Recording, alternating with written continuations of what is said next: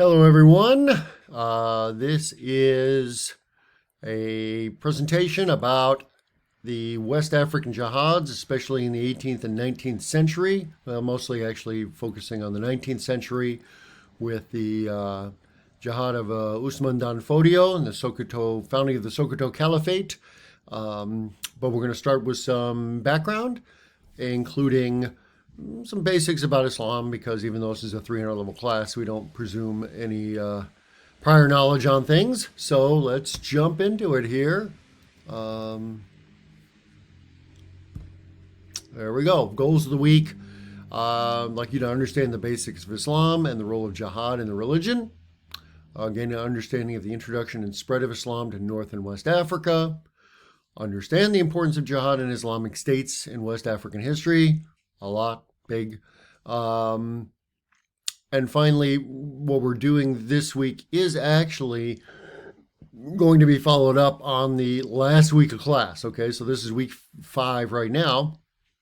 And we're going to swing back to this in week 15 when we look at Islamic movements in the 20th, 21st century and question whether there's a connection between the two. All right, so I'll remind you, but week 15, you'll think back to this. All right? Okay, basic overview, history of Islam, if you don't know. First revelation from Muhammad is 607 AD.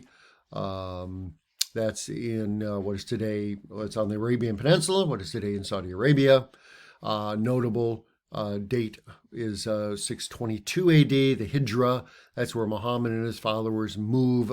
Hijra means migrate out of Mecca and move to Medina, where the movement gains followers and strength. And then 629 AD, they return and take Mecca from its rulers. And then so 622 AD is usually considered to be the founding really of Islam. That's the date from which the Islamic calendar starts, AH, after the Hijra. 632 to 40, we have the split between Sunni and Shia Islam. 642, spread of Islam to Egypt, and then it will race Muslims and Islam as a religion, as well as Arabs/Muslims, will race across North Africa, reaching Morocco by 711 AD, where then they turn north, actually, and go into Spain, invade Spain, where they're going to be in control of at least parts of the Iberian Peninsula until 1492, the Reconquista. And then they don't really spread south in the sense of like Arab armies and so on, but Islam itself will filter into and across the Sahara over the succeeding centuries. And so we'll start to see some other Islamic states in the Savannah zone of West Africa. That's Africa south of the Sahara on the western side, including the Mali Empire, 13th to the 15th century, so Islamic. But Songhai then in the 15th century to 1591 is definitely an Islamic state. All right, so those, and especially Songhai, will be a precursor then to the Sokoto Caliphate. The 5 pillars of Sunni Islam, which is mainly what we're talking about here, Sunni being the majority of Muslims today, 80% or so are Sunni Muslims, although anytime you have a religion of more than 1 billion people, they don't all agree on the same thing. Okay, so there's this Sunni-Shia split, but we'll see another difference coming up too that affects West Africa. Okay, but the 5 basic pillars of Sunni Islam are the Shahada, expression of faith. There is no God but God, and Muhammad is the messenger of God. Salat, or prayer, 5 times a day. Zakat, which is charitable giving. Sawm, which is fasting, especially during the holy month of Ramadan. Nothing to eat or drink during daylight hours. And Hajj, or the pilgrimage to Mecca, what every pious Muslim is supposed to do once in their life if they're physically and financially able to do so, which was frankly a heavier bar back in the day, when it would take months and months to make that journey and cost a lot of money. So when you have someone who's designated as a Haji or Hajja, which is a term of reference for someone who's completed the pilgrimage, back in the 17th, 18th, even 19th century, it was a considerable mark of esteem. Right? Other aspects of Islam that you might see in some of the sources we're using this week: the Quran, that is the holy book of Islam, revelations that were given to Muhammad, and it's written in Arabic. The Hadith, which are reports of the Prophet Muhammad and his actions, and especially his example as a pious Muslim. The Sunnah, which are the teaching and practices of Muhammad. And those two, the Hadith and the Sunnah, are important because the Quran being, well, it's like, a holy book, and not all parts of it are crystal clear. Let's say it could be open to interpretation. So when there are questions that arise, then people, learned scholars, go to the Hadith and the Sunnah to try to figure things out.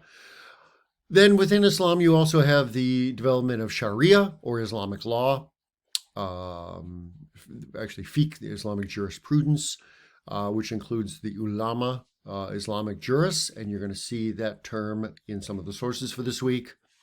Fatwas, which are rulings by jurists. And finally, in Sharia law, you're going to end up with 4 major schools of Sunni Islamic law. Like I said, not everybody agrees on the same thing. And these will have some differences among them. We don't need to get into that in detail, except to tell you that in West Africa, the Maliki school of Islamic law was the most widespread. And that's what we're typically dealing with here. Then there's the concept of jihad, which, as you've noticed, is not one of the 5 pillars of Sunni Islam, right? Okay. But jihad is, well, since we're looking at West African jihads, as you might imagine, kind of important for us. Jihad is usually translated in English as holy war. A lot of Muslims don't like that interpretation. They would argue that a better interpretation is righteous struggle. Now, holy, righteous, struggle, war sounds similar, right? Is this just semantics? Well, they would typically also argue that that jihad could encompass, and does encompass, the struggle of an individual to be a good Muslim, especially on a daily basis. That that is something that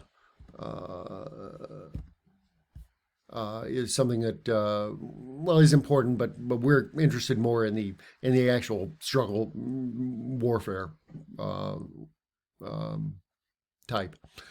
So the spread of Islam into West Africa then is not generally through the sword. It's not through force. Islam has a number of attractive features for West Africans in 13th, 14th century onward, including the unity that it brings, the literacy in Arabic, and that's attractive to rulers of states as well as to merchants and so on, and the linkage to a global religion and global trade network.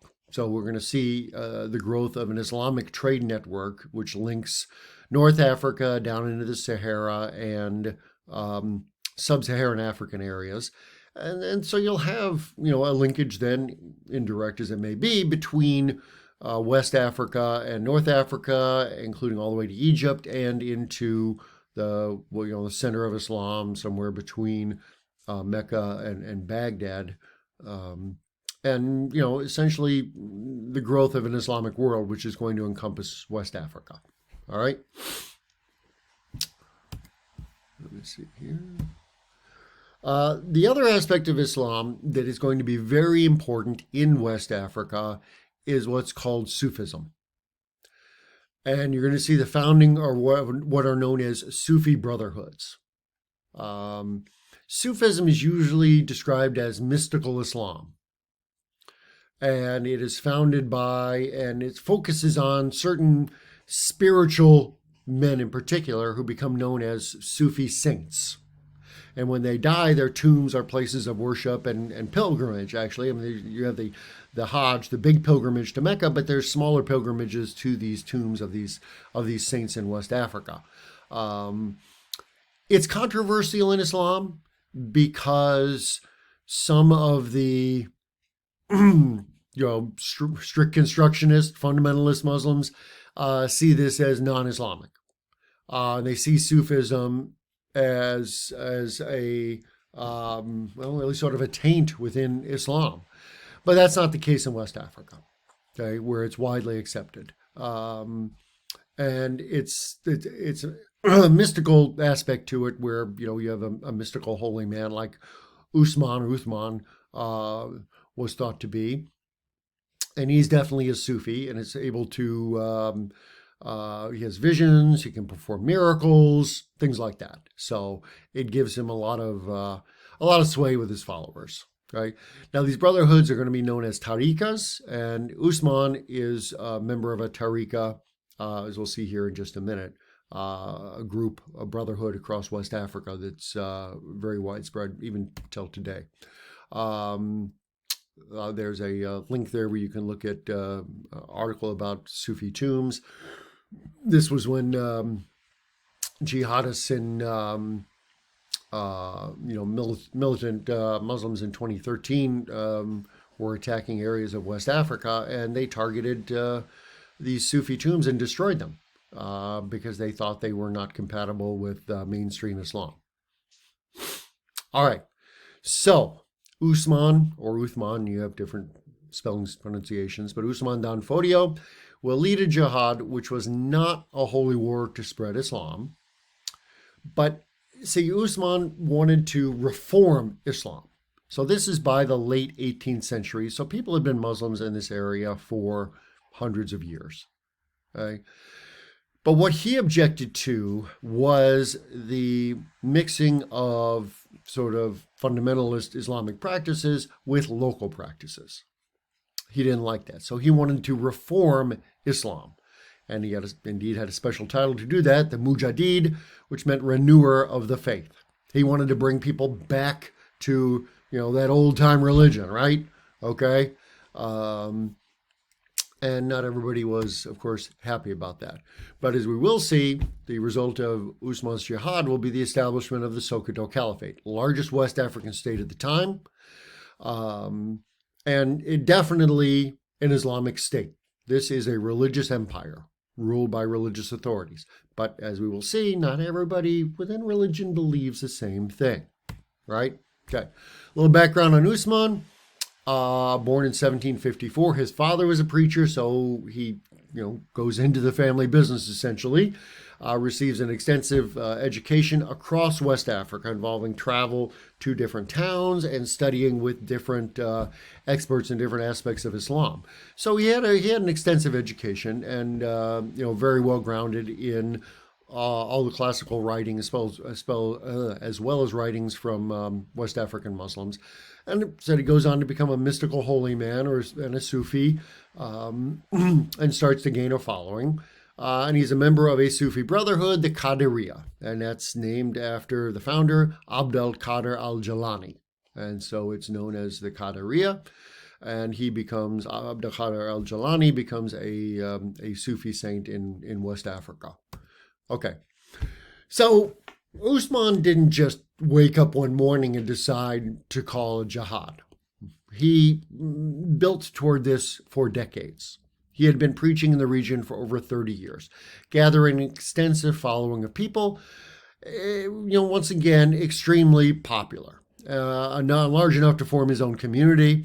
He moved from town to town, and then where he'd settle, his followers would settle around him and form a core of people. This is where, it's religion, but it also represents something of a challenge to the power of the state. Okay. Kind of like the,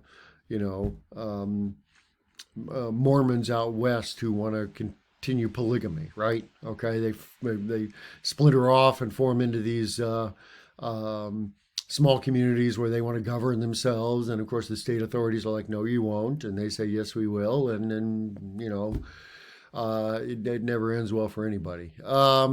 Anyway, he did call for people, though, to become Muslim and for people to do good works and abandon customs contrary to Islam. So West African Muslims kept a lot of practices that predated Islam, including ancestral worship and the belief in certain spirits inhabiting things, including inanimate objects. It could be a tree or a rock or a mountain or whatever. But the belief in the spirits of the land was very strong, and they didn't want to abandon that because they felt like abandoning that would sever their linkage to places. And so it was always a struggle within Islam, how much to incorporate, how much to reject, what is the final product going to look like. But by Usman's time, he's saying the final product needs to be closer to Arabian Islam of the 7th century AD. And once again, not everybody's going to agree with that. Okay, but there's non-religious reasons for the jihad as well.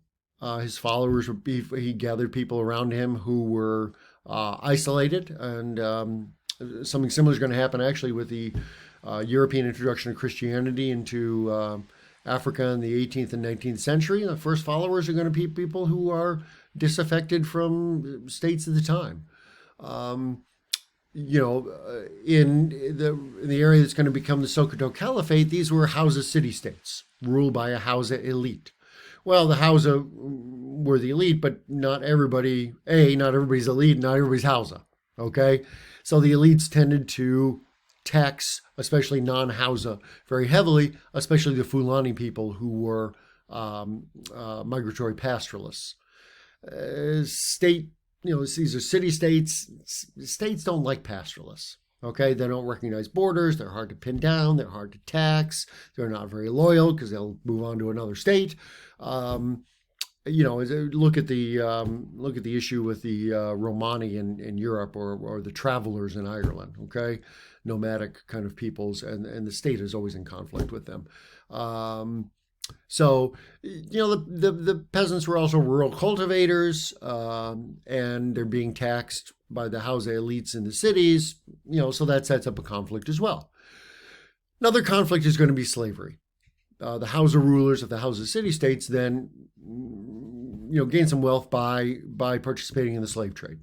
And some of these slaves will be traded into the Sahara, and some will be traded south into the Atlantic world, actually. Something that is allowed in Islam, but Islam prohibits the enslavement of other Muslims. And the jihadists are going to claim that the Hausa rulers are enslaving fellow Muslims, which they probably were. But as we'll see, the key question is, who's a Muslim, right? Because as you'll see in Usman's manifesto, one of the readings that I've assigned to you, it's kind of ambiguous. He says it depends on the religious authority. But he says if the other people are declared not to be true Muslims, then it's okay to attack them and enslave them. Yeah, but as you'll see also, just because you say they're not true Muslims doesn't mean they don't feel themselves that they are Muslim. So, as I said, it's a matter of definition, and it's going to be a matter of conflict. Finally, there's also the conflict between nomads and settled people. It's the same sort of thing if you look at the U.S. West, right? Okay, there's people who want to, fence in the prairies and settle towns and have railroads, and then you got the problems with the cattle herders. They want an open prairie. They can move their livestock, find water for them and stuff like that. It's the same sort of conflict here, okay? Go watch, The Magnificent Seven or something, okay? One of those. It's a common theme in Western movies. All right, how does this get started? Well, there's a number, as I just said, of background reasons for this. And Usman had been preaching for 30 years, and he had a following, and he had a community of believers around him. But in particular, there's a Hausa city-state called Gobir, which is ruled by Yunfa. And Yunfa felt directly threatened by Usman and his preaching and his followers. So Yunfa tries to assassinate Usman. and he fails. And there's different versions of this story. And in Usman's version, he uses his mystical powers and basically performs a miracle and avoids assassination. But in either case, Yunfa takes a shot and misses. And what Usman does is actually what Muhammad did when he was being persecuted in 622 AD. He and his followers pick up and move outside the area. They perform a hijra, a migration. That's what Usman does. Of course, in Usman's case, he does it specifically to mirror Muhammad. Okay? So his followers pick up, move outside, then they'll declare a jihad so they can attack the House of City-States from outside. So they'll declare a Dar al-Harb, or Dar al-Islam, a domain of Islam, and then a domain of war, and the two will remain separate. All right? Okay, so what we're going to see then in this House of Land in Bornu, Kingdom Bornu over here, this is where the action is going to take place. And in the readings I assigned to you, there's going to be some very good maps in there that'll show the different city-states, and you'll see Gobir and so on. But this is the area then of what is today northern Nigeria. All right, and that's going to be important because, once again, we're going to see Islamic movements in this area in the 20th and 21st centuries, some of whom will draw inspiration all the way back to Usman and the Sokoto Caliphate. Okay? All right, that's just some background for the for today, and I hope that helps. If you got any questions about the readings, just let me know.